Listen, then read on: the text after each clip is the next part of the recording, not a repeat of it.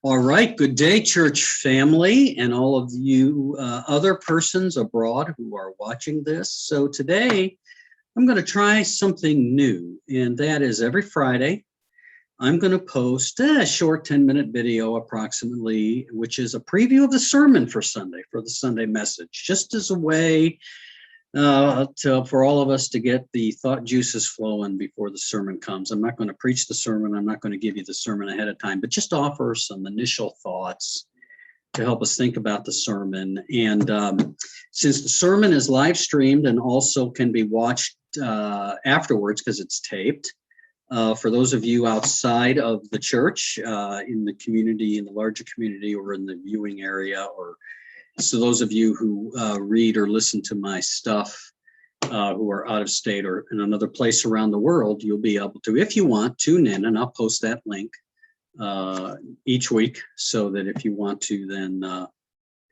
listen to the sermon and see if I've got it right or not, you can do that. So today we're going to begin. And so what happens is I usually preach from the lectionary. Sometimes I depart from it.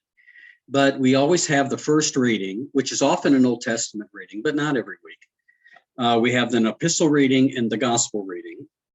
And then our call to worship usually involves something from the psalm for that week. So I'll let you know which one I'm preaching on, and we'll go from there. So this Sunday, I am preaching from the gospel reading in Mark. Let me read that to you, and then I'll just make some thoughts about this and some preview thoughts that you can think about before Sunday's sermon. So it's Mark chapter 9, verses 30 through 37. All right, so let me read that to you. They, that would be Jesus and the disciples, they went on from there and passed through Galilee. He did not want anyone to know it, for he was teaching his disciples, saying to them, the Son of Man is to be betrayed into human hands, and they will kill him, and 3 days after being killed, he will rise again.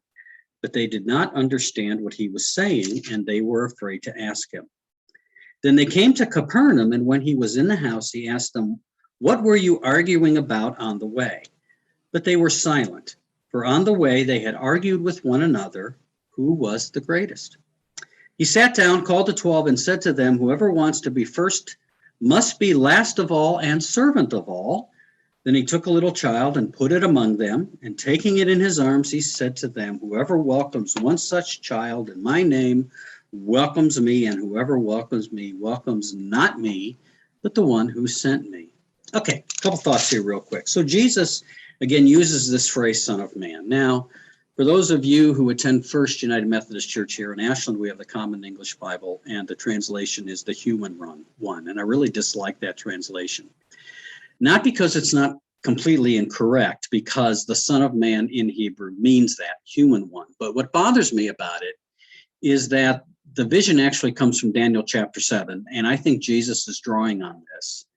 And the one like a Son of Man in Daniel 7 is not just human, he's more than that. And I think Jesus is trying to say something important when he uses the phrase Son of Man. So I would rather leave it translated literally instead of human one. So I just want you all to know that. Just that's the word it is. Okay. Not to say the Common English Bible is a bad translation. It's got lots of good stuff in it, but it's just there I have a disagreement. Okay. But they didn't ask me. So, yeah. All right. So they don't understand. And one of the themes in Mark's gospel, one of the big themes in Mark's gospel, more than the others, is the disciples not able to comprehend Jesus and what he is about. They've got certain understandings of who he is as the Messiah, and what Jesus is saying and doing just doesn't fit with that. And so they're struggling. They don't get it. And this leads into the conversation of who is greatest in the kingdom. And from Mark doesn't go into detail about that like Luke and Matthew do. But, very clearly, if they're arguing who's the greatest, it's who's at the top. Jesus has a different perspective. Again, here they still don't understand that what the kingdom is about is not what they believe, and nor what the world tries to impose upon them as to how kingdoms should work. And Jesus takes a little child. Now, one of the things about this that we often miss, and I'm not going to go into detail because you got to listen to the sermon Sunday. One of the things we often miss is that in the ancient world, children are not viewed in the same way they're viewed in the 21st century West. We have a very sentimental understanding of childhood, and they did not. Now, that doesn't mean that parents didn't love their children in the ancient world. They did. They cared about them greatly. The children, well, they're not sentimentalized and put at the center of of attention in the way we often do it today. And so that makes a difference for how you read this. And for Jesus, welcoming the child is welcoming him. The Jesus who we like to put at the center of everything, and rightly so, the Jesus we believe in, the Jesus we stake our lives on as Christians, and rightly so, this Jesus is welcomed when we welcome the child who is not at the center of everything. Some thoughts there. So anyway, that's my preview for today. We'll flesh that out more on Sunday.